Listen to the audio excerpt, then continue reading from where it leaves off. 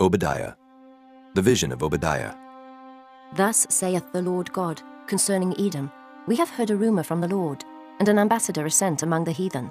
Arise ye, and let us rise up against her in battle. Behold, I have made thee small among the heathen. Thou art greatly despised. The pride of thine heart hath deceived thee. Thou that dwellest in the clefts of the rock, whose habitation is high, that saith in his heart, Who shall bring me down to the ground? Though thou exalt thyself as the eagle, and though thou set thy nest among the stars, thence will I bring thee down, saith the Lord. If thieves came to thee, if robbers by night, how art thou cut off? Would they not have stolen till they had enough? If the grape-gatherers came to thee, would they not leave some grapes? How are the things of Esau searched out? How are his hidden things sought up? All the men of thy confederacy have brought thee even to the border. The men that were at peace with thee have deceived thee, and prevailed against thee. They that eat thy bread have laid a wound under thee. There is none understanding in him. Shall I not in that day, saith the Lord, even destroy the wise men out of Edom, and understanding out of the mount of Esau? And thy mighty men, O Teman, shall be dismayed to the end, that every one of the mount of Esau may be cut off by slaughter.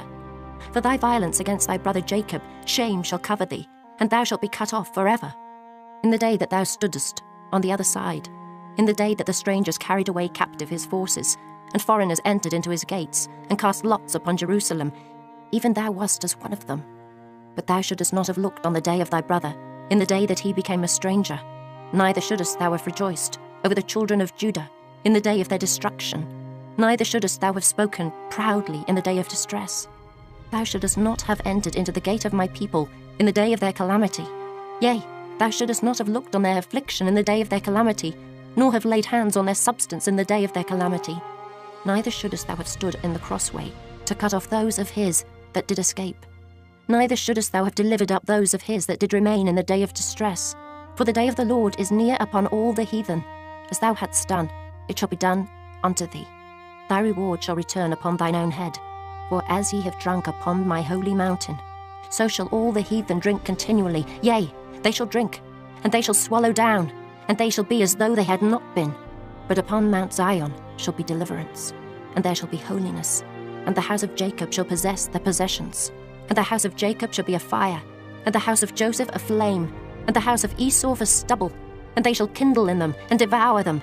And there shall not be any remaining of the house of Esau, for the Lord hath spoken it. And they of the south shall possess the mount of Esau, and they of the plain the Philistines, and they shall possess the fields of Ephraim, and the fields of Samaria, and Benjamin shall possess Gilead, and the captivity of this host of the children of Israel shall possess that of the Canaanites, even unto Zarephath. And the captivity of Jerusalem, which is in Sepharad, shall possess the cities of the south. And saviours shall come up on Mount Zion to judge the mount of Esau, and the kingdom shall be the Lord's.